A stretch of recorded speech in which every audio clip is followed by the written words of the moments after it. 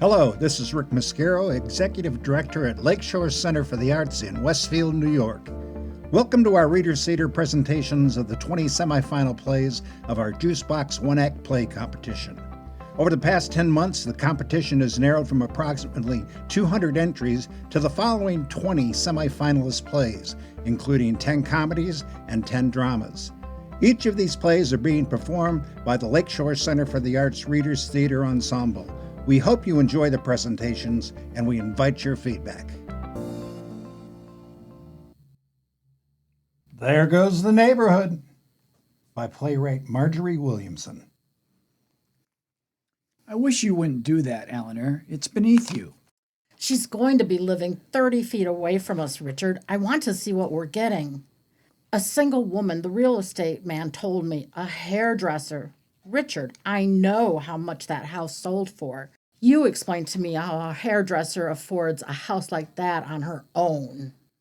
It's a perfectly respectable profession, Eleanor. Maybe she owns her own shop. Maybe she owns a whole string of shops. Yes, of course it's respectable. I love my own stylist, Imelda, like a sister. But no, Richard, this woman does not own her own hair salon.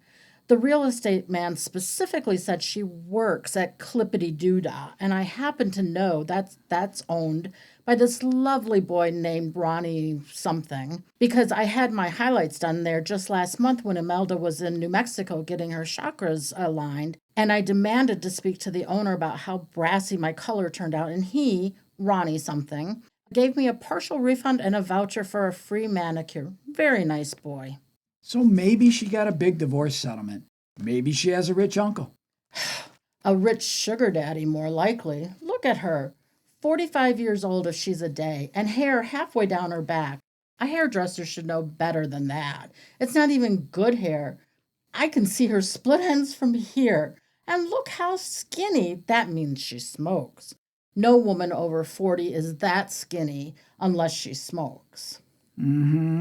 Well, if she thinks she's smoking her filthy cigarettes on that patio not 30 feet from my kitchen window, she's got another think coming. Also, I hate to say it, Richard, but hairdressers are a gossipy breed. You'd be absolutely appalled at the shocking things Imelda tells me about our friends. She has all the dirt on everything that goes on around here. She's the one who told me about Weldon Pitlock leaving Nadine for their financial planner. And she must have spread that bit of tittle-tattle all over town because every single person I tried to tell the story to had already heard it. Hairdressers feed on gossip. It's the coin of their realm. Eventually, we're probably going to have some kind of social intercourse with this woman, Richard. And when we do, I want you to be very circumspect. A woman like that is going to pick up on the most innocent little quirk and run with it. Do be prudent, Richard. For heaven's sakes, don't mention your recurring foot fungus or that little kerfuffle I had with the UPS delivery man. Do you hear me, Richard? No, of course not. Tips, Richard. People tip hairdressers. We are going to be living next door to a person who accepts gratuities. I'm no snob, Richard, for heaven's sakes. No one is less discriminating than I am. No argument there, Eleanor. I simply don't see her as a good fit for this neighborhood. She just doesn't look like the community lawn and garden society type, if you get my drift. I mean, for example, she's out there right now parading around in skin-tight pants made of what appears to be snake skin. Oh? Well, I can assure you that no one has ever attended a community lawn and garden society event wearing skin-tight anything, and certainly not snakeskin. No, Richard, people are like flowers.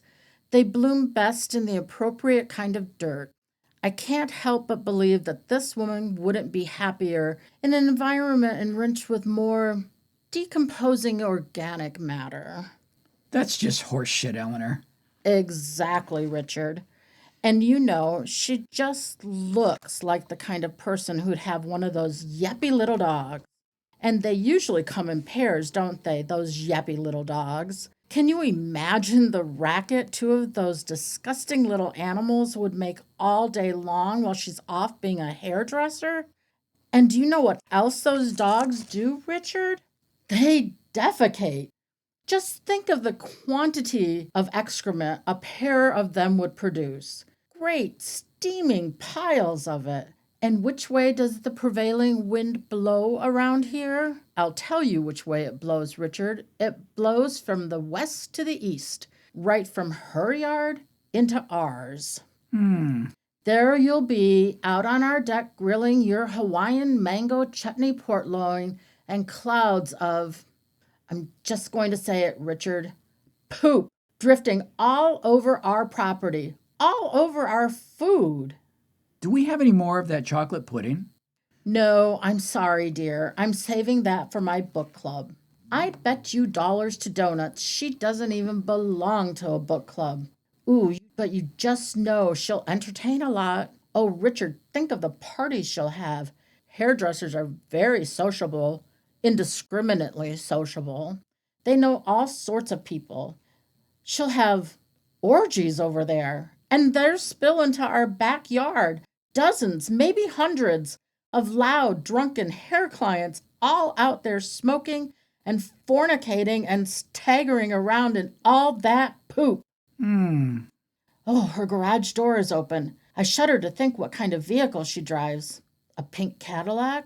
A rusty pickup truck? A little red Alfa Romeo.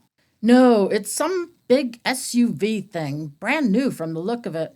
Oh, Lord, it's a Volvo. That means she has kids. Teenagers they'd be at her age. Why would she have a giant Volvo SUV unless she had kids to haul around? The real estate man didn't mention kids. That's all we need, Richard. 2 or 3 of those nasty, hulking teenage boys with their pornographic music and their jive talk and their vandalism. Maybe they're girls. Teenage girls. No, if she had girls, they'd be here watching the moving men. Girls are interested in houses and furniture arranging and things like that. No, she definitely has boys. Maybe she doesn't have full custody. Maybe that's why the realtor didn't mention them. Why doesn't she have full custody? There's something very disturbing about this whole situation, Richard. Ooh, there's a bumper sticker on the car. You can tell a lot about a person by their bumper stickers. It's red, white, and blue, so it must be political. Darn, I can't make it out. Bet it's something really left-wingy or right-wingy. I bet she knows a lot of radicals, and they travel around to extremist rallies in that thing. I just hope to God she doesn't post big, vulgar political yard signs out there.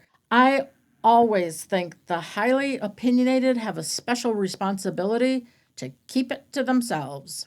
There's just something so déclassé about people beating you over the head with their half-cocked ideas. Oh, this is the limit. Now there's a delivery truck out there from Pottery Barn. They're unloading a big sofa. No, 2 sofas. Pottery Barn, Richard, the most overpriced furniture in the world. She's a hairdresser. Richard, maybe she's not a hairdresser. Maybe that's just her cover. Maybe she's some kind of drug thingy, a kingpin. That's how she can afford that house. Maybe she's going to turn that place into an opium den. That would explain all the sofas. Think about it, Richard. This decent, respectable neighborhood is the perfect place to hide an opium den. The narcs would never suspect a thing like that here. That's very true, Eleanor. Or maybe she's a supplier. Maybe she works for some big South American drug cartel and she's going to be selling heroin and angel hair and STP right out of the house, right next door to us. That would explain how she's so skinny. Don't you think that's it? Or there's that big garage, a perfect meth lab. The windows are so high nobody can see what's going on in there. I know. I've tried. Do you have any idea how dangerous cooking crank is, Richard? I watched almost the entire first season of Breaking Bad, and I know whereof I speak. It's very unstable. Just one tiny miscalculation, and the whole place could blow sky high, and us with it. Cat urine. That's what they say it smells like. That's the tip off. First whiff of cat pee, Richard, and I'm calling the neighborhood association. Mm-hmm. Or I suppose it could be sex. Sex can be immensely profitable, I'm told. She's a little long in the tooth to be a really high end prostitute, especially with those split ends. No, she'd be more in the mid price range, which means she'll have to perform a lot of tricks to make those house payments. Turn, Eleanor. Prostitutes turn tricks. Turn, then. She'll have to do a lot of turning. She'll have to positively spin. That means there'll be cars in and out of that driveway all day and all night long. With that kind of traffic, we won't ever be able to enjoy our 3-season sunroom again. Richard, we won't have any privacy at all. Well, she might be a madam with a whole stable of hookers. Illegal aliens, probably. Underage, you can bet. That's what she needs that big SUV for, to transport her bitches around to their johns. No, wait, that's a pimp. Uh-huh. Or consider this, Richard. Maybe she's going to make pornographic movies in that house. It's big enough. All those bedrooms. That might not be so bad, though.